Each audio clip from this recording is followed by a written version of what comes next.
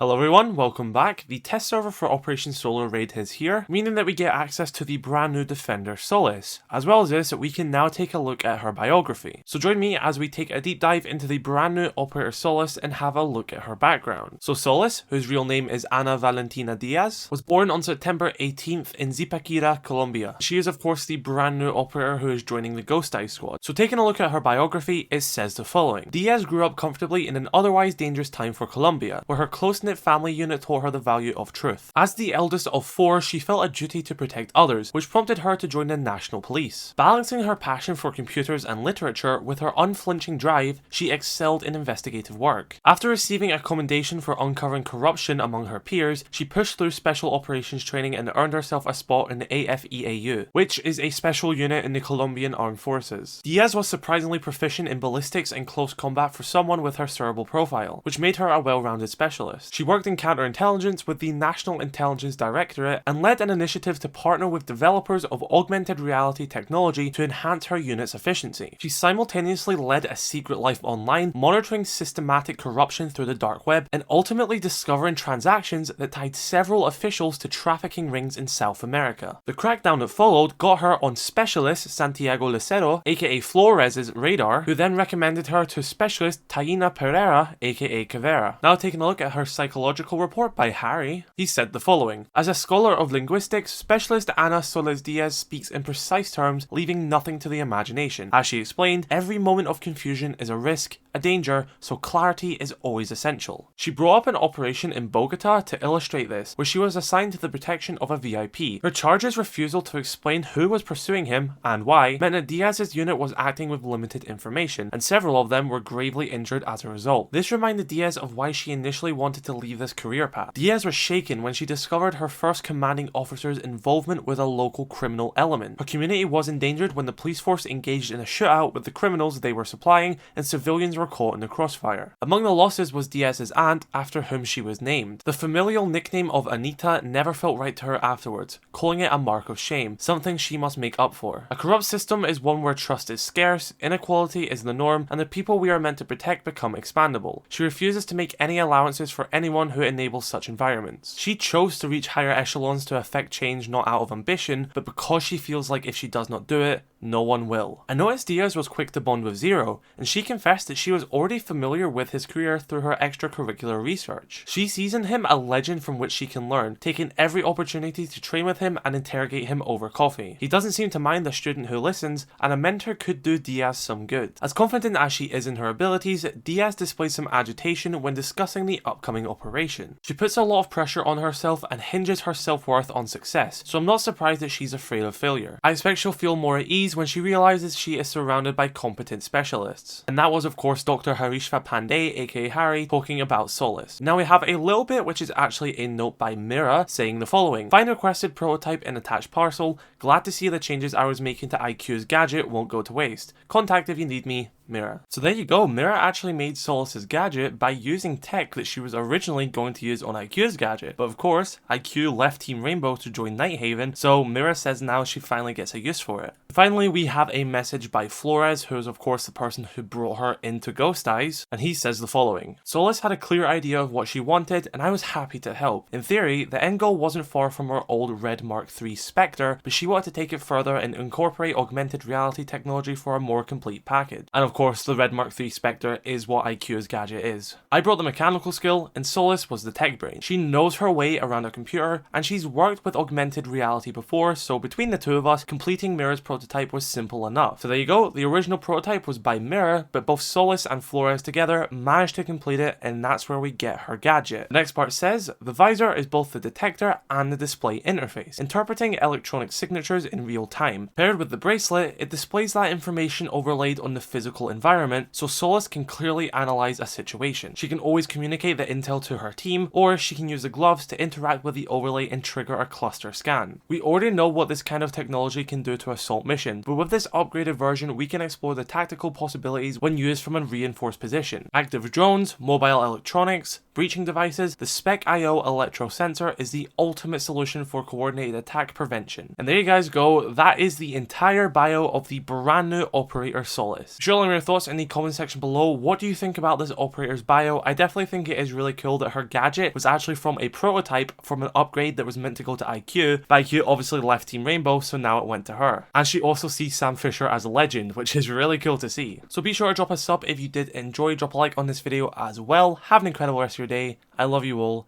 Stay safe. Peace.